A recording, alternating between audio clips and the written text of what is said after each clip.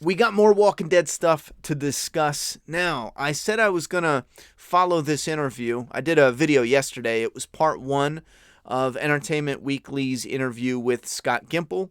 Now, I said I would cover it because I was under the assumption, and now that I look back at it and see what they're doing here, I'm kind of an idiot for thinking they were gonna discuss, more of the Rick movies throughout the week.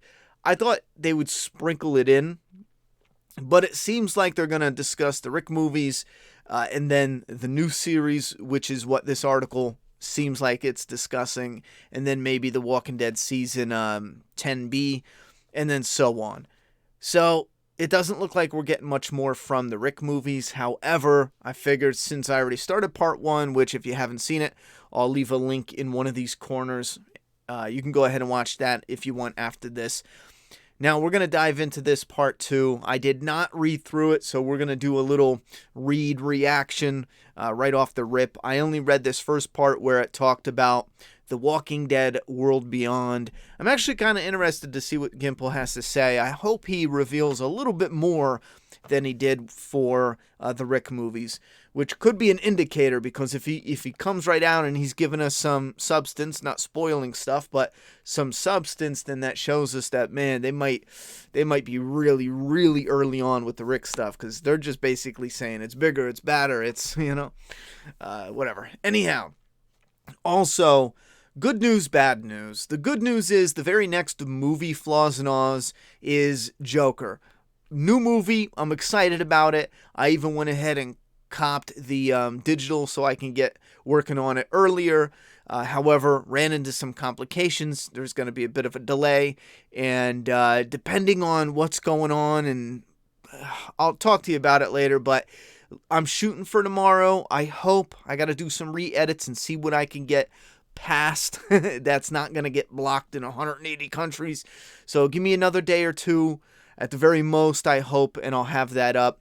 If I can't get it up for whatever reason, I'll go ahead and jump into The Walking Dead, and then I'll try to figure out a way to get it posted. I hope I don't have to strip it too much more. So keep an eye out for that. Joker, movie Flaws and Aws, coming up soon. Now let's jump into this script here. I saw this, the third scripted series. Now he's talking with Scott Gimple, and the first thing they discuss right here, a question from Entertainment Weekly. I assume this is still Dalton Ross. He says, now that we have talked about the Walking Dead movie, let's move over to the World Beyond. That's the only thing I read. I think I skimmed through this and read that, and I was like, oh, great. Does this show line up time-wise with where we are now on The Walking Dead? Now, this is right off the top of my head, I'm thinking, this is kind of a weird one, because you don't think it should, since The World Beyond was pitched a little deeper into the apocalypse. Not a whole lot deeper, but at least a few years past where we are. Scott Gimple says, technically it's a little bit behind. Okay, I'm shocked. Never mind. Maybe I should read and not talk. But not much. Not enough for people to notice. The World Beyond is a little bit behind. All right. You know what? Maybe it was just me with thinking when they said, the main focus of this show is people born in this apocalypse, and it seems such a strange concept considering we already have that in the main show. It would be like if they just focused on Judith and them, pretty much. But all right. Anyhow, so it's not completely simultaneous. It's just a little bit back. It's very, very close to being simultaneous, but a little bit back, yes. Not in any way that anyone will possibly notice. All right, so it's right around the same time. When it comes to The Walking Dead and timelines, I don't give a damn when it's like around the 3 to 6 months. People like to get it right on the month, but I really don't care. If it's under a year even, it's right around the same time. Who cares? Anyhow, we saw the 3-ring CRM group that we've already encountered on The Walking Dead and Fear very prominently in the last World Beyond teaser. What can you say about how this show relates to some of the things we've already seen and connecting some of these threads you all have laid out? We're going to be discovering this very big aspect to the world. Again, that word big is going to trigger the shit out of me. It's like, okay. That we haven't seen yet. I'm getting a lot of that. Things coming up big we haven't seen yet. We've seen glimpses of it on the shows with the helicopters and the soldiers, Isabella on Fear. The movie does obviously touch up some of the mythology, as well as Rick being in one of those helicopters. In some ways, World Beyond, it's a big story, and yet it's sort of Rosencrantz and Guildenstern to Rick's Hamlet, meaning the show and the movie touch upon some of the same things, but they're not really that deeply related. The show and the movie touch upon some of the same things, but they're not really that deeply related. We'll learn more, though, about the group, that civilization, the nature of some other civilizations of the world through World Beyond, and that will give some of the background for the world that Rick finds himself in. But the story of World Beyond doesn't really intersect with the movies, other than they share knowledge and interaction with some of these bigger things going on in the world. I can see that. That makes sense pretty much. Because the thing is, you want them to have connective tissue, but you can't have too much leaning one way or the other, because then you have to get into one of the problems, which is cameos. If the Rick movies bled too much into the World Beyond, then it would be like, well, why wasn't, Rick or those events, whatever plays out, why wasn't that connected or more prominent in World Beyond? So it has to be thin strings that are connecting them together. Anyway, 3 walking it shows there are a world where... So he's talking about 3 different communities, and there's 3 shows. Is there, in the future, will we see each of these communities on each of these shows? I'm just doing math, Scott. I'm doing simple math. No, I'm actually loving it. I will say that, though, this mythology appeared on The Walking Dead and Fear the Walking Dead. Those 2 shows aren't going to be as involved with this. We don't want to change all of The Walking Dead to having to do with this. Okay, now that's starting to get interesting here, because that makes it seem like it is. And again, we know from taking people from A and B, is that more along the lines of experimental shit they're doing? Big experimental, something different. I don't know. All right. It's wax and wane.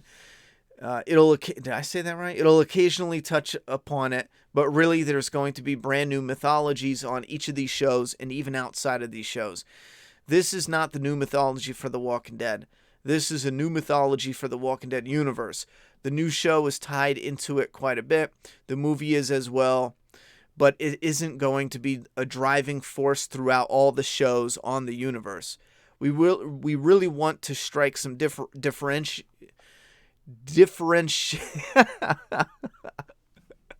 Why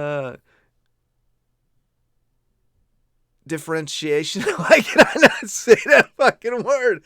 Oh, breathe, Ronnie. They want the shit to be different, bro. Even the movie and the new show are so vastly differentiation and deal with some vast different aspects. I mean, they do kind of show these cool different... How many fucking times are they going to say different aspects of this new mythology? But they aren't tied into it directly, just differently. The Walking Dead has such amazing stuff coming up. We don't want this to be the only story that all of these different shows and movies are telling. All right, so guys, it's going to be different. I mean, clearly they're hinting shit's going to be different. Again, though, all jokes aside, there seems to be something, this element. He brings up this mythology that's going to be in the movies, but he doesn't want it to be a driving force in the other shows.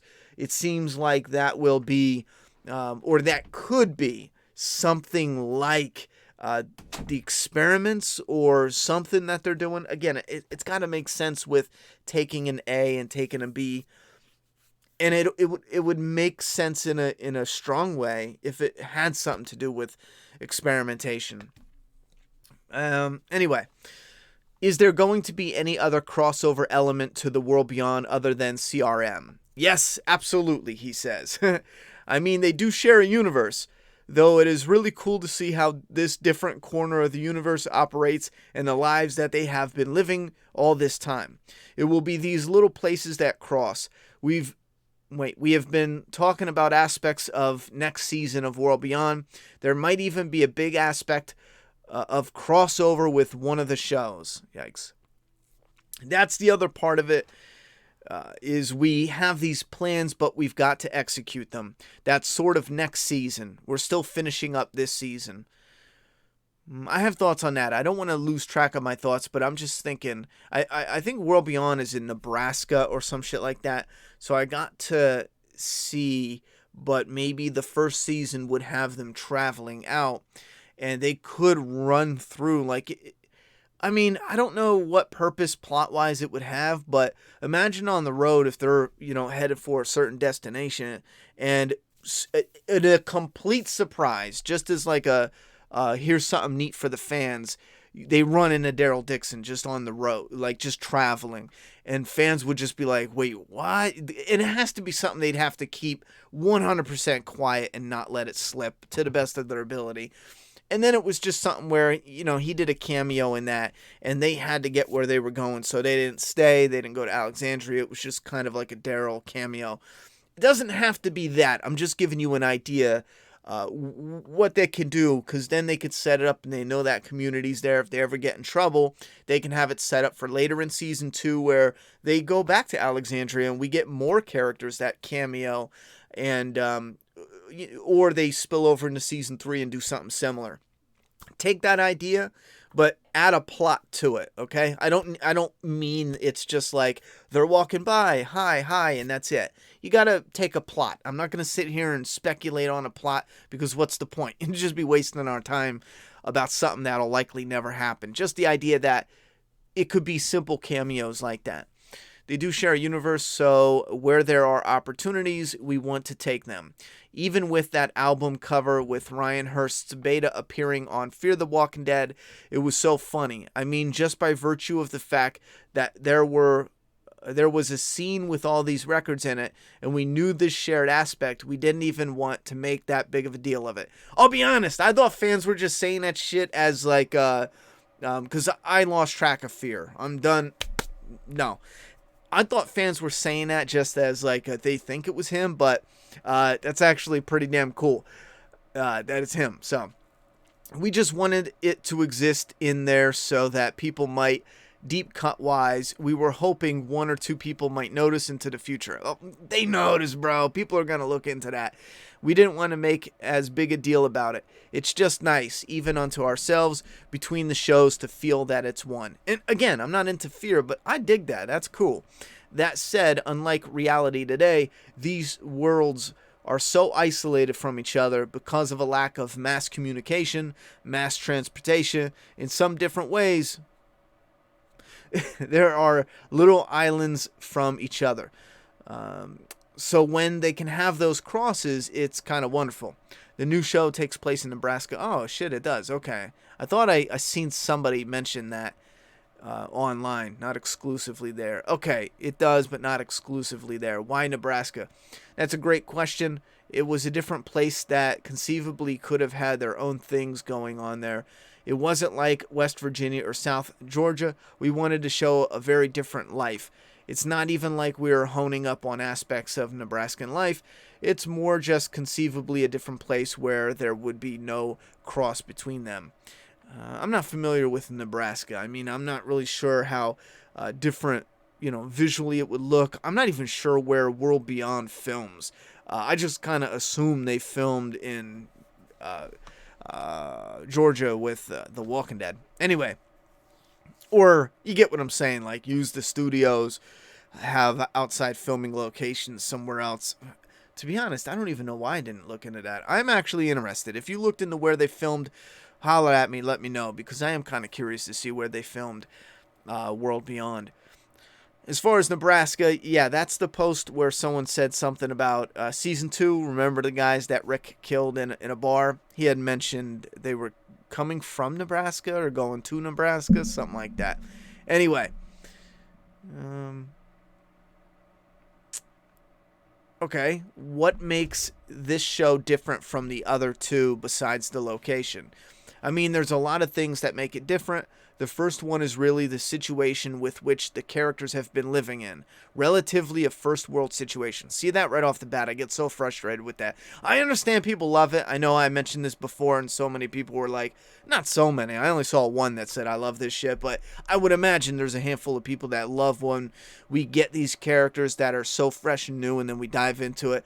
I find that so frustrating because it not only is it repetitive, it's like they keep running into characters that didn't really have to take care of themselves, that were new and fresh to the situation, and then we're re-experiencing fresh fish. You know what I mean? Each time we run into these people.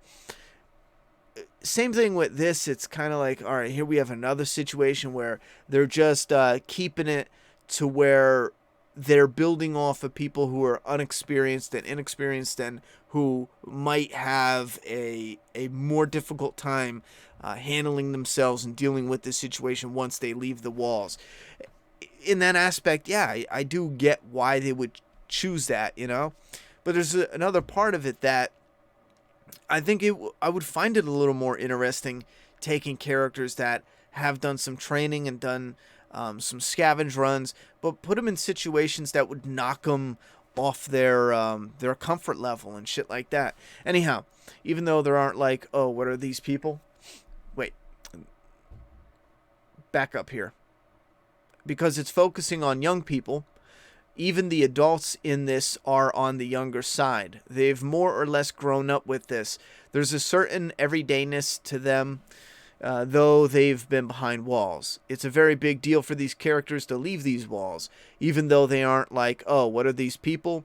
They aren't shocked upon seeing walkers, but it's just they haven't been interacting with them. They haven't had interaction with them. It's an incredible act of bravery for some of these people to potentially step out into the world. See, and again, it's one of those things where I get why they do it. I just get frustrated because it's like what's the easiest thing to do? Fresh new people run into Alexandria. Oh, look, this whole community. They have, they're all fresh. They have no idea. It's that kind of thing. Anyway, you have 3 Walking Dead shows now and the movies as well. How concerned are you in terms of saturating the market too much? That's a good question, Let's see if he gives us something deep to chew on. In my mind, it really was, there are always going to be zombie stories being told, so why don't we tell them? If it's not us, other people will. You know what? He's 100% right on that. The only tricky part is other people don't have the restrictions that Walking Dead does when it comes to new zombie stories. Shameless plug here. I'm the writer and creator of a comic called Doomsday Kingdom. Jumping into it knowing The Walking Dead is so big, I took my original idea, which only had one type of zombie, and I said, all right, listen, what frustrates me with other zombie movies? Where can I bulk up the thing? And I came up with different stages of the zombie and different versions of the virus, so that way we have multiple stages where you get something that's a little quick, you get something that's a little different. There's a mix to it. So when you get new people coming on the scene, they're going to they might not stick with just basic structure. So The Walking Dead has only one type of zombie, unless, like that mythology he's talking about, they're playing around with some experiments, which I don't know how I'd feel about that in the world of The Walking Dead. But if they really need to do something drastic to really shake it up, hey, maybe do something. I don't know. Anyhow, when it comes to The Walking Dead, though, and sticking with just the slow shamble zombies, in that aspect, when you have so many different shows, I do think I agree with him, what he's saying, but in the same strength, it's going to get a little tricky. You need to focus on the world and what they're doing, I feel, and see how you can traverse that world and change it as you go along, not necessarily try to do different zany things with the zombies.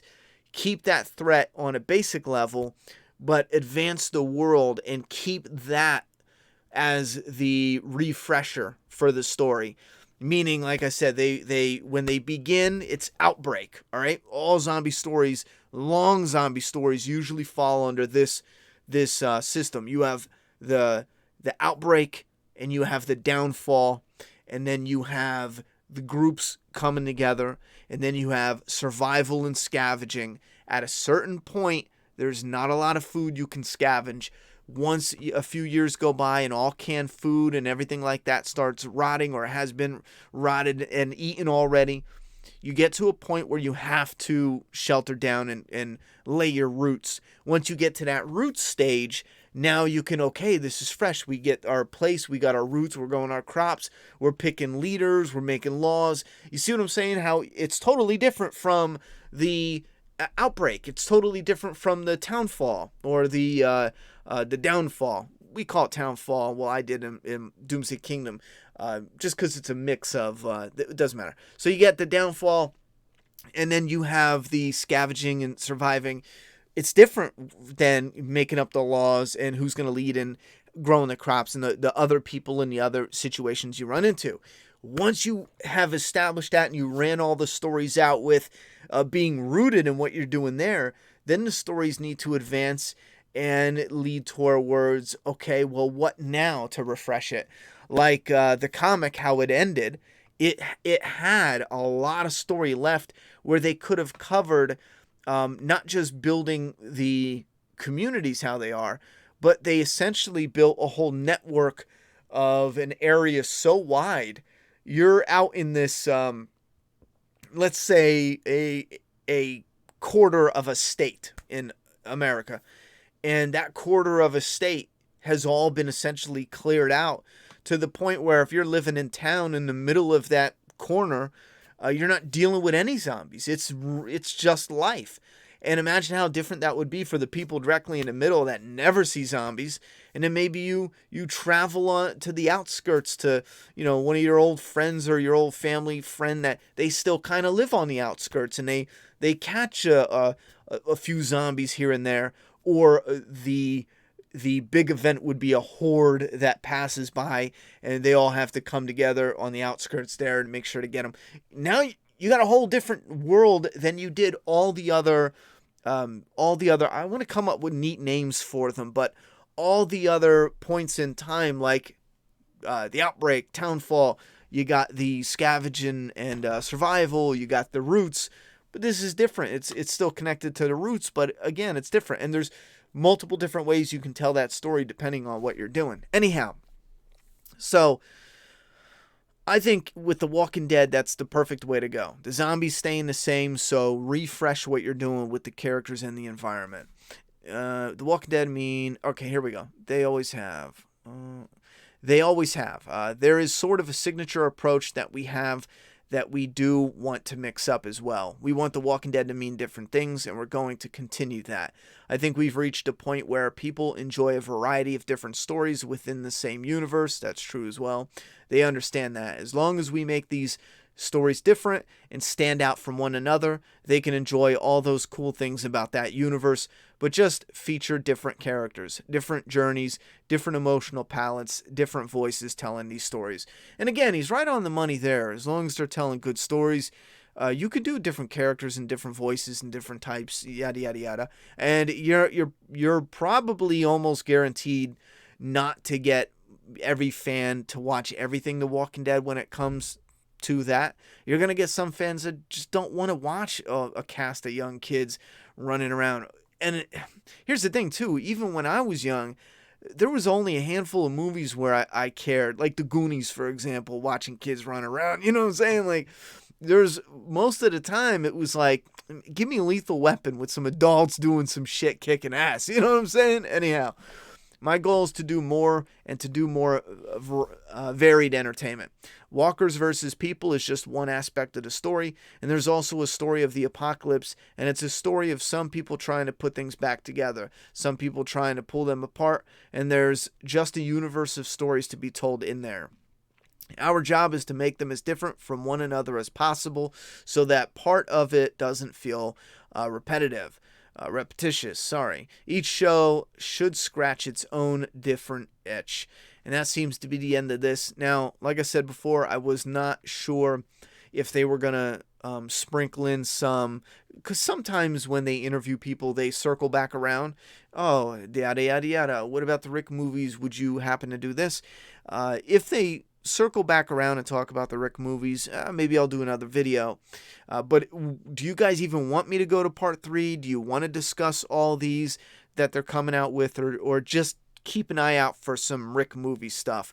You let me know. Maybe in between trying to clean up some of the flaws and alls, I'll be able to just do an article. No editing, but we'll do it. We'll keep it up on the Make a Path Presents channel because it's Walking Dead focused, but we have a lot more raw videos going up on the Ronnie Hayes channel. I think it's going to be daily uploads for the next week or 10 days or something like that, because we already have 2 videos up. I got another video uploading now for that. Some random different stuff. Anyway,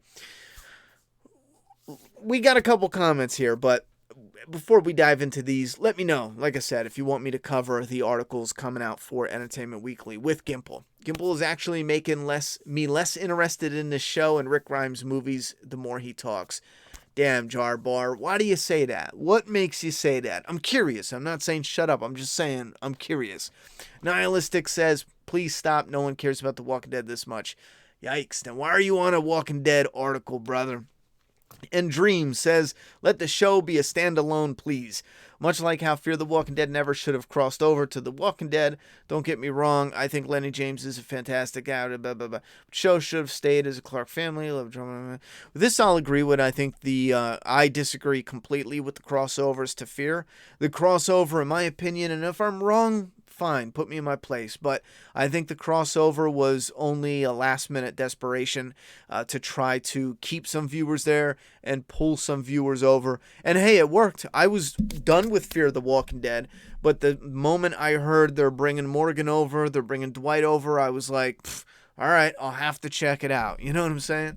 Anyway, the more you try and integrate something that never should have been integrated, the more you away from the original. I think he means the more you move away from the original premise. Yeah, whatever. It is what it is. Anyhow, that's the newest article from Entertainment Weekly discussing things with Scott Gimple. You guys let me know what you think down in that comment box below. I'm done talking. It's your turn.